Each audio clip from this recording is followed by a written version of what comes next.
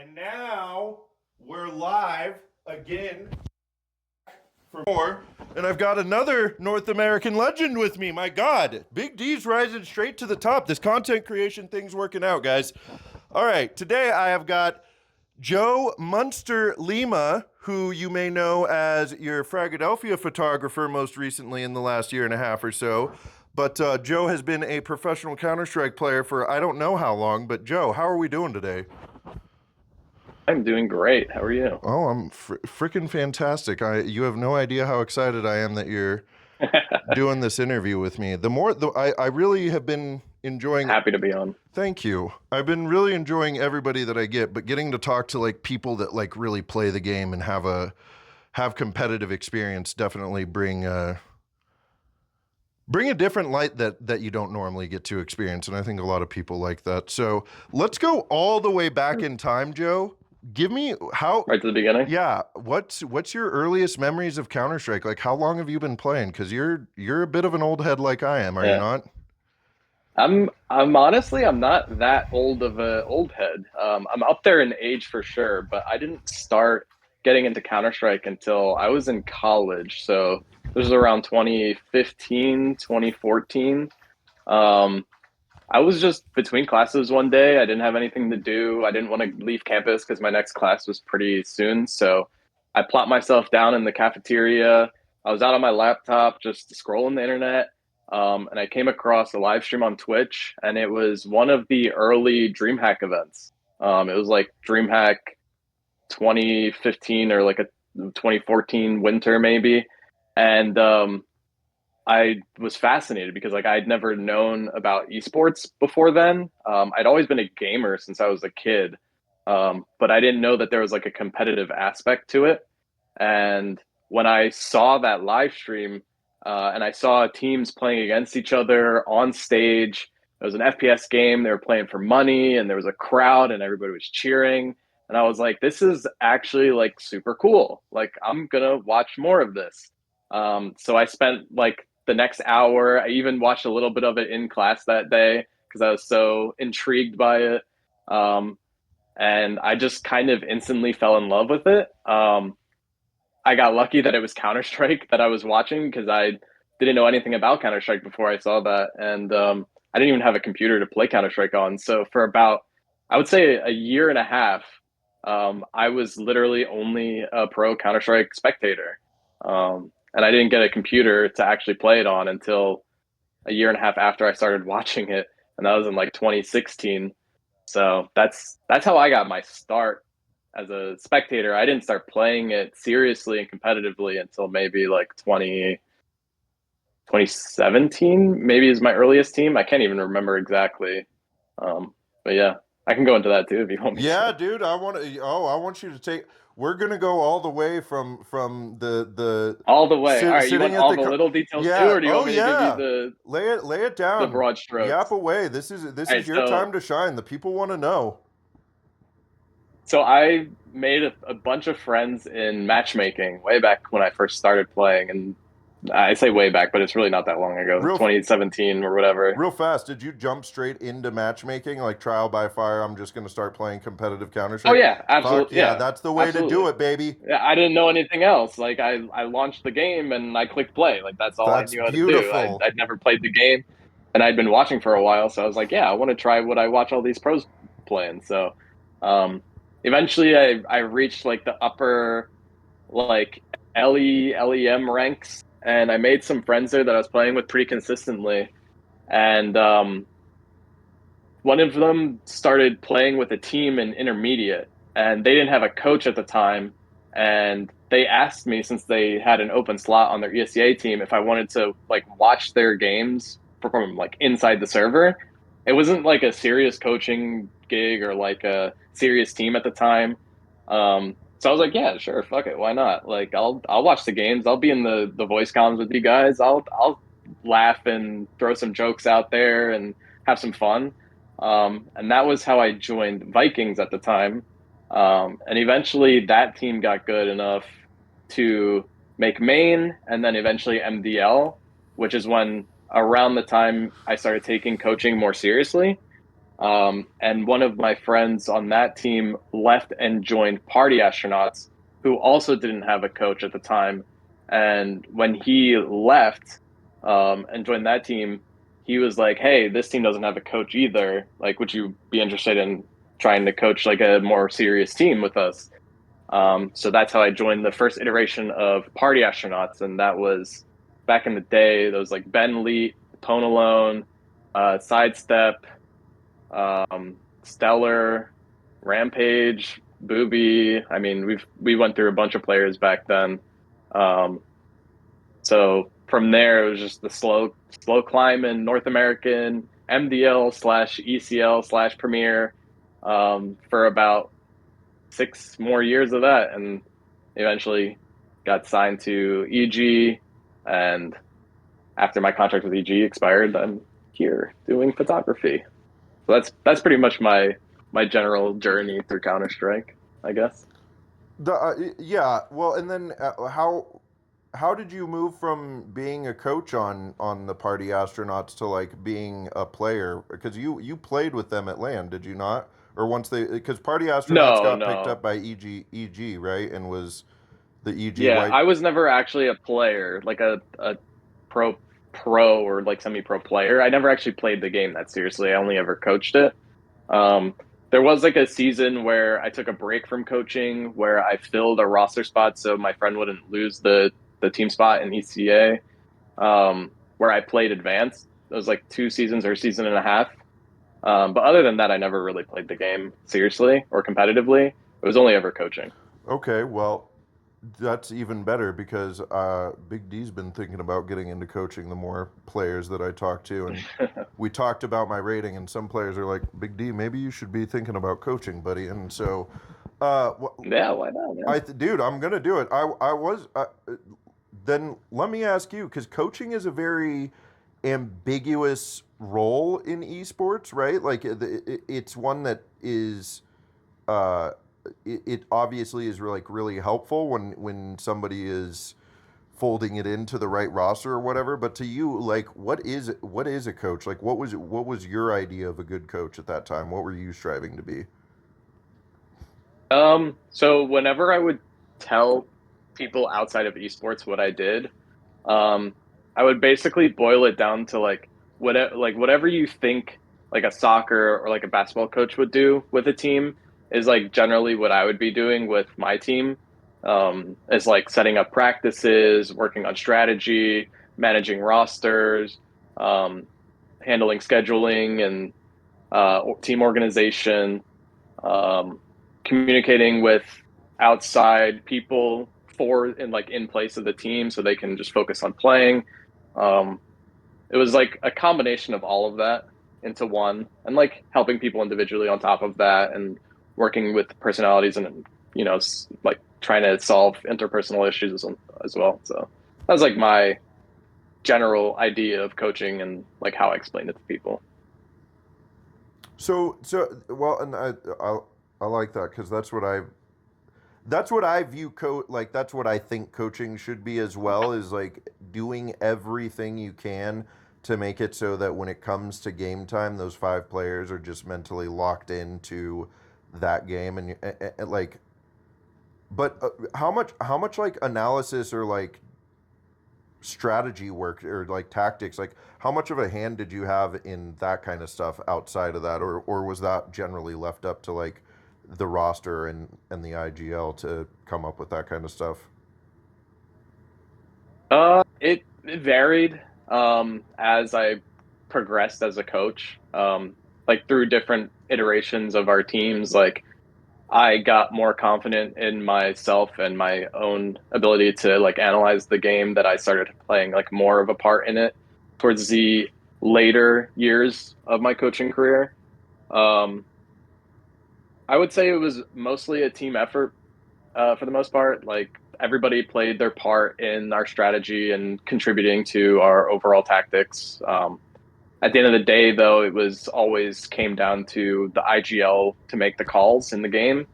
Um, and I would obviously help out like with reads and pre-game analysis work if I had any that for that game. So Okay. Well, now I want to ask you about how you got into photography because if I'm not mistaken, you didn't do photography before you started doing it for LAN events, right? Yep. So now my current position is a freelance photographer, and I also work as the media lead, and I dabble in like marketing and sales a little bit with the Fragadelphia team. Um, I always liked photography. Like it was always something I really appreciated from the outside. Like I would always be on social media, looking at professional like photographers' work, and just seeing like, oh, that's cool. Like the emotions being captured are really awesome, and it's really unique the way people are able to um, find places and things and moments to like keep locked in place forever. Like I always found that fascinating. Um, but I never had the time to actually do it. Also, it's a pretty expensive hobby, so I could never justify just going. Like when I like something, I like to go all in on it. That's kind of why I became a coach in Counter Strike. And like for photography, I never wanted it to be the kind of thing where like I would do it maybe like once every few months and I would buy a camera and like never use it. It would just collect dust on the shelf. So I never actually went out and got a camera until my contract with EG expired and I decided to take a break from playing, um, and eventually like fully retired. But at the time, like I just wanted to do something different. I just wanted to do something that would get me out of the house. And I had some money saved up from my time coaching, and I decided to just finally pull the trigger on photography. And I bought a camera, I bought a couple of nice lenses, I bought some bag, I bought some extra accessories and like equipment to go along with it, and I just kind of went out and did it. I would walk around my block, I would go in my backyard with my dog to practice, I would watch a ton of YouTube videos to learn. And then about like 2 months after I started, Fragadelphia was having a their first event in Philadelphia in a while. Like it had been a while since Frag had hosted an event in Philadelphia because of COVID and everything that happened after. So I was like, I'm gonna go to Fragadelphia and take some pictures there. So I messaged one of the volunteer like the staff members at Frag. I was like, hey, is it cool if I come and I bring my camera with me? And they were like, yeah, sure, for sure. As if you take some pictures, just make sure you send it to us so we can use them too if they're any good. Um, and that was the first TAP event, the CS/DO, the CS Do event that we hosted at the beginning of last year. And I had so much fun, and everybody appreciated my pictures so much, and everybody on the Frag staff and all the Frag volunteers were like super nice and super fun to work with. That I was like, I want to keep doing this. So I talked to Steve and Ed, and I was like, hey, it's like I want to keep coming to these events, and I want to keep helping out with my photography. So and they were happy having a free photographer at their events. So they just kept saying yeah, and it eventually got to a point where I started helping with more stuff than just the photography, like in between events, with like some media and merchandising stuff, and like the planning aspect of it. That now I'm grateful enough to be in a position where I can actually help build out these events and grow Fragadelphia from the ground up with everybody else. So Well, that's my yeah my photography journey. Also, on top of that, the stuff that I did for Fragadelphia ended up becoming my main portfolio, which is what I get a lot of my outside of esports work from. Is my portfolio that I managed to build because of Frag. So really grateful for that as well. what's the coolest thing you've gotten to like what's the coolest gig that you've gotten as a photographer outside of like a LAN event? My coolest gig. A couple weeks ago, I did uh, I can't give too many details, but I did a like a ribbon cutting ceremony for a government thing in Jersey, and there was a U.S. governor, a U.S. senator, a couple congressmen, some like big VIP corporate bigwigs. They're all in attendance, and yeah, I just got to meet a lot of people from a different world than me, I guess you could say. Like the political space and the corporate space, like high up on the corporate ladders and stuff that I just never really thought I would ever get a chance to rub elbows with. Um, so that was pretty cool. And then on top of that, like I do some sports stuff, which is always a lot of fun. I like shooting sports a lot. Would you consider Counter Strike a shooting sport? Yeah, Little I pun for you guess. there. It's a little, yeah. It's a little different though from traditional sports. Yeah. It's not as fast paced. Yeah, I like the fast paced aspect of shooting sports. Do, It's really fun and interesting. so I wanna come back to Counter Strike a little bit too, because you've had a lot of really hot good takes on social media over the last year and a A half. lot? I don't know about a lot. I'd say Maybe I'd a say handful here and I'd there. say more than five, and that's a lot to me. One or two. So Five. All right, I'll take that. well, I couldn't list them off, but I that feels right to me. Um, Sure. no, I, I think you have some opinions about like the North American scene compared to the rest of the world. What do you think is stopping and be brutally honest here. Like, what do you think is stopping North America from actually standing on the world stage with the rest of the world?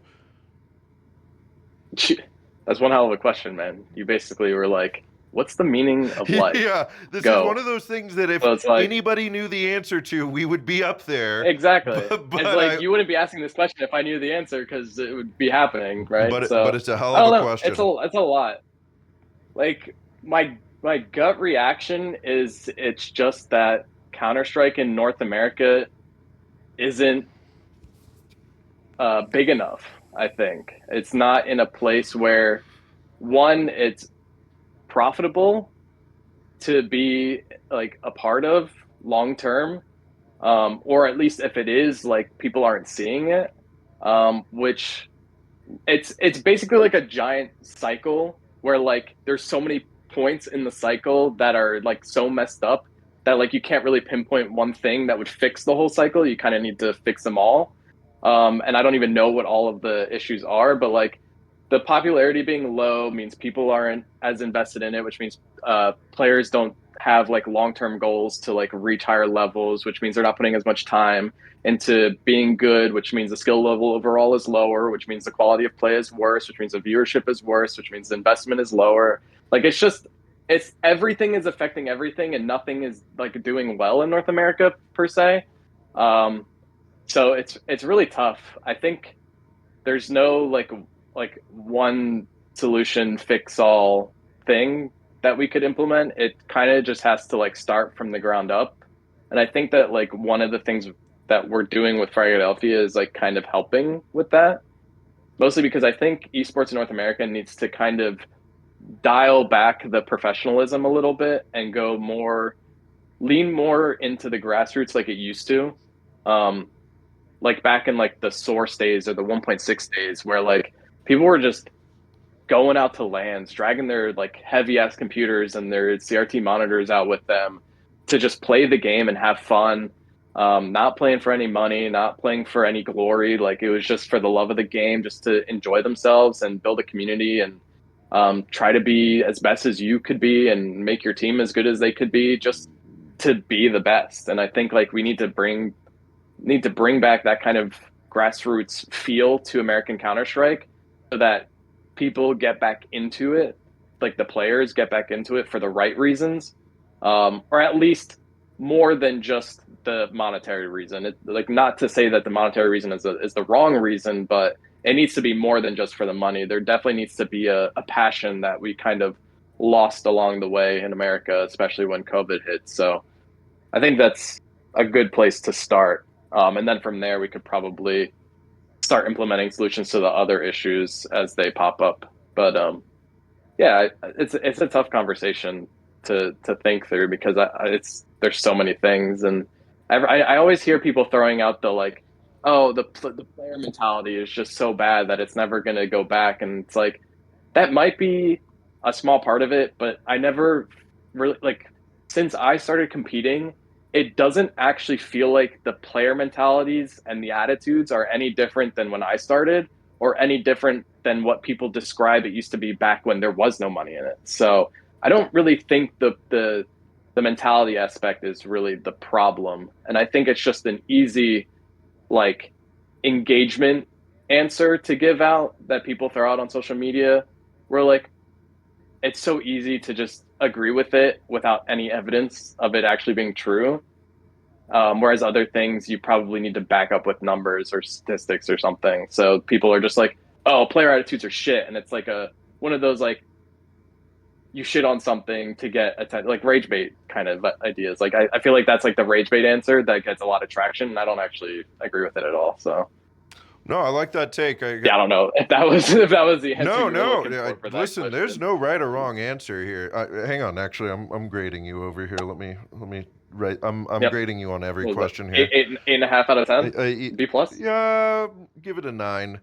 No, no, Okay, I'll no, take an A. A is good. no, I'll take an A. it's a good, it's a good answer, and especially because what you said is, like what you said there. There's a core of something that I do think is a bigger problem that does reflect on player mentality, but not just like professional players and competitive players, but like the entire player base in our community's mentality is that people very easily get swirled up into things that feel right but aren't necessarily backed up Yeah. by evidence, right? Because I think that Hmm. if you play Counter-Strike and you play it online Esports, only, baby. yeah, you're gonna think that everybody is the most hateful human in the world if you only talk to them online. Uh, you go to Yeah. a LAN event though, and it's just Or if you only browse Twitter and only browse yeah. the subreddits, If you you know, only do it's social the media, only stuff Reddit, that makes it to the top is the stuff that's controversial. So, of course, you're going to think everything sucks, right? right? But go to LAN and it's all smiles. So yeah, I think that the fact that there's just kind of a whole multifaceted thing that causes it to not have the same engagement as other esports that are attractive here in our region. Um, Yeah. I mean, there's also like a political element to it as well because like the cost of living in America is getting so ridiculously high. And like the people we want to be good at competing to make it to the top, they're young kids. They're not making money. right. So basically like if we want NA to go back to what it used to be, like we're trying to ask kids to give up a career that will help them survive in life for something that right now there is no financial incentive to do. So like you're asking them to give up 8 to 10 years of their life for nothing. And like that's just a super unreasonable ask with the way the cost of living is going up and the political landscape and all that other bullshit that's happening in the world. Like it's a really big ask, and we just like of course kids aren't going to do it. Of course the scene's going to take a massive hit. So That's why we got to keep going grassroots, like you said. I mean, Fragadelphia is yep, certainly doing the work for the out love of the there. game. Well, and that actually kind of leads me into my next question because you guys are like Frag Vegas was a VRS tournament, and you guys are VRS Yes, it was. ready. How do you feel like do you feel like VRS is how do you feel about the VRS system so far? What was do you know much about the application process and what it was like and It's everything? pretty easy for us. We didn't have to change much of anything to get status because we're already a tier two tournament. We're already an open event. Like anybody can just sign up. There's no invite restrictions. There's no um, rules that we were already like breaking that we needed to change to get status. Like we already seed everybody by the rank, like the best available ranking, which is now the VRS ranking. So like yeah, we were basically already following all the rules we needed to. So getting status was as simple as just like filling out the form and sending it in. Um, I don't know exactly what that form looks like. I haven't seen it, but I know that the process was pretty simple, and we definitely like stressed ourselves out a little bit more than we needed to the first go around when we were applying because we were like reading through the rule books like over and over and over and over again. Changes were happening like every week, and we were just like constantly on top of it, like making sure like it didn't affect anything we were doing or we had to change anything. Um, And then it ended up being like, oh, like we're all good, like we're chill, everything we're doing is already good. Just have to fill out the form and send it in, and yeah, it was really that simple. Do you have to, Like the VRS process for us is really chill. do you have to reapply for each tournament that you do? Okay. Yeah, yeah. Every event that you want status for, you have to apply for. Okay, that makes sense. All right. Well, Joe, I'm not going to keep you too much longer because I like to keep these around the length of one pug. Because that seems to be the attention span. I just made that up after doing the first one for 40 minutes and it stuck. So let Dude, honestly, I don't mind. I could keep going for like another 30 minutes if you wanted to. If you okay. got the questions, I got the answers. Well, So, yeah. I mean, I don't. That's the thing is Big D doesn't write down any questions. I just have some general questions that I like to ask, and then we ask more as the conversation pops up. But no, I mean, I wanted to talk to you about how you got started in Counter Strike with Frag and photography. So this could take up some time depending on how much you yap about it. Do you still follow like tier one CS or anything like that, or like how involved with CS outside of Frag are you nowadays? honestly, not at all. Not at all. Like basically none, almost none. Yeah.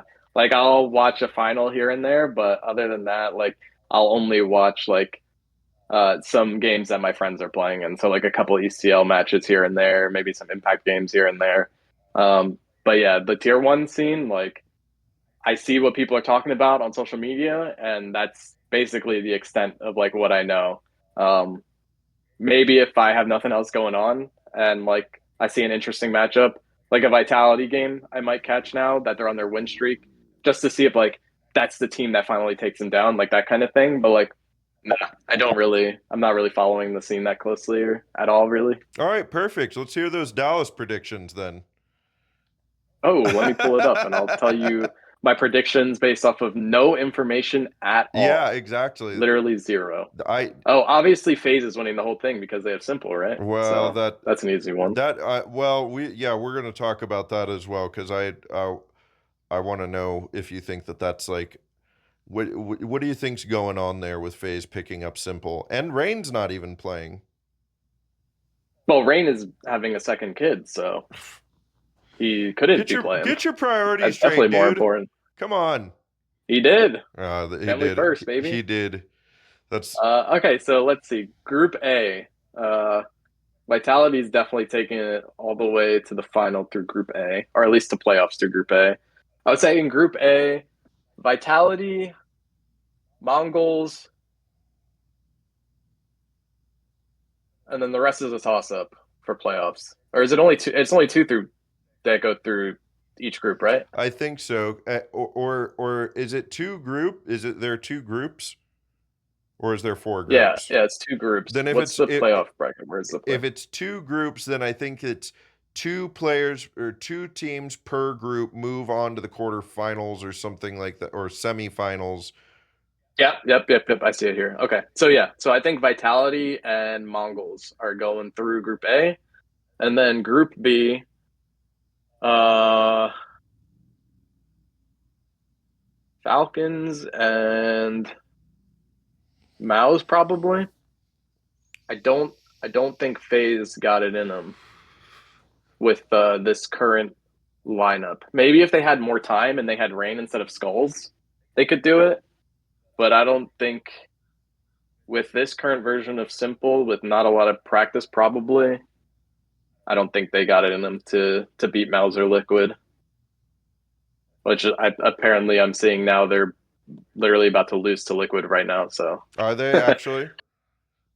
they just lost. Yep. Okay. Well, So yeah, I think it's going to be Mouse and Liquid or Mouse and Falcons out of Group B, and then out of those four teams, honestly, I think Vitality is going to keep the streak going. I think they're going to win the whole thing.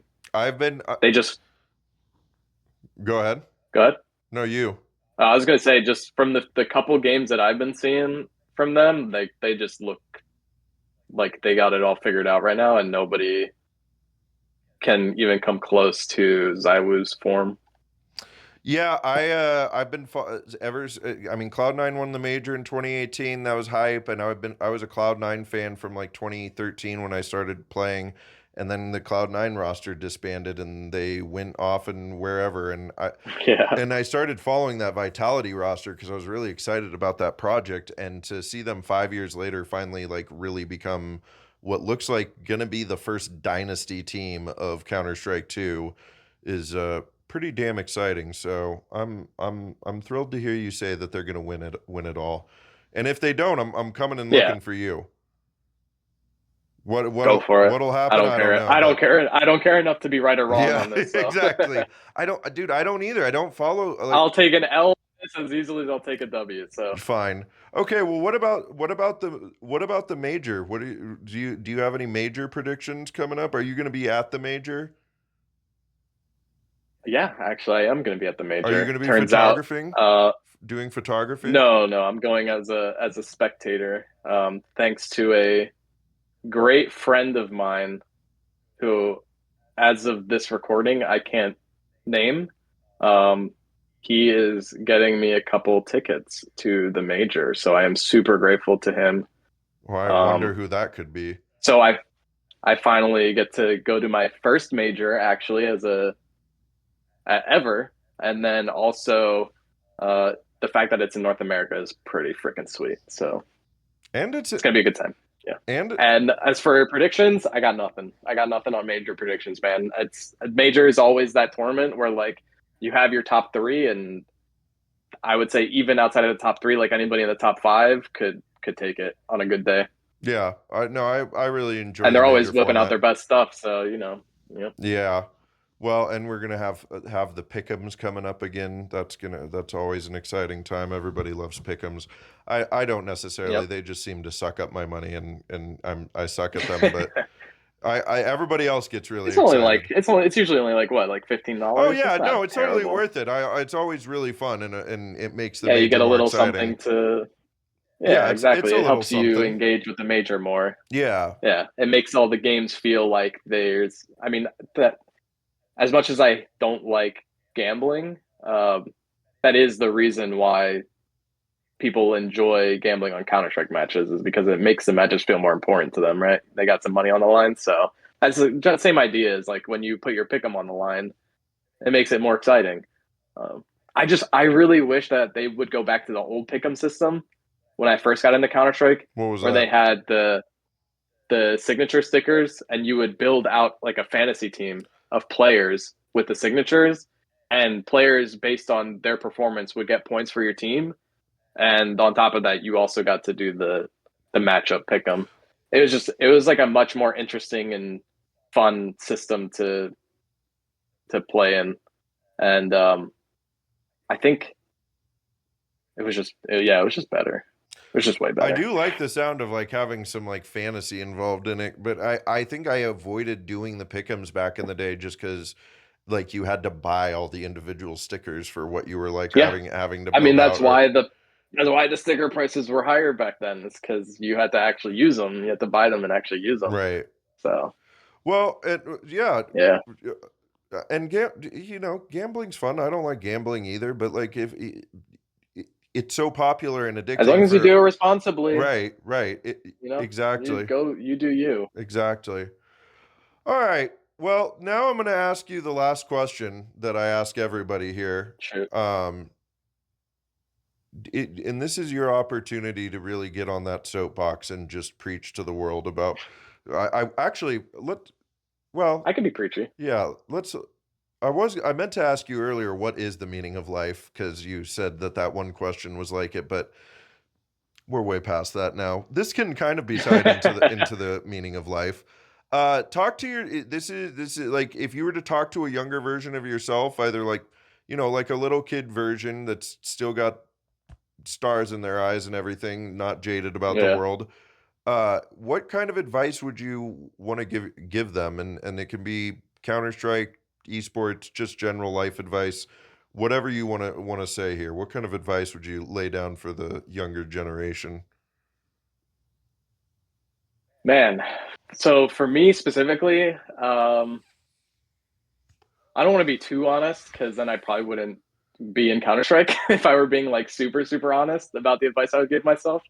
But if it's like to help myself on my own journey within competitive esports, I would say like trust yourself more. Like you're putting in the work, you're grinding the hours, you're doing everything you need to be doing to get better and to understand the game in the right way. So you definitely need to be willing to trust yourself with your thoughts and your ideas. Don't be afraid to share some stuff, even if you disagree with other people around you on them, because you're not going to get anywhere by keeping your mouth shut. So you gotta, especially as a coach, you gotta be willing to believe in yourself and believe in the way you think. So definitely do that. Don't be so afraid to give an opinion when, even if it goes against the grain. And as for advice to just the general younger next generation, I would say just have fun with it. I think gaming and competitive esports has gotten a little too serious for where it's at right now in North America. I think people are forgetting that the chances of actually making tier one professional are like so insanely slim, even more so than they used to be. So if you don't enjoy it, you're never going to make it. So find a way to have fun. That way, at least if you end up not succeeding, you can say you don't regret it because you enjoyed your time with the people around you and the friends you made and the matches you did get to play. So yeah, definitely find a way to have fun.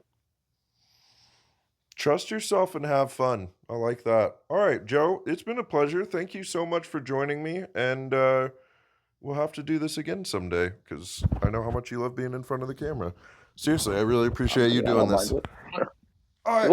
We'll put it in the calendar a year from now. Yes, I like that. A year from now. We'll give it another year. May 19th, 2026. I don't think anything interesting is going to happen between now and a year from now. Nothing. So, or at least nothing different. It's like every few weeks that we get news nowadays. So. Not with me. Not with me. Okay. I mean, not with me. I thought you meant it the way. Like, what am I going to do? I'm going to take some more pictures at Fragadelphia.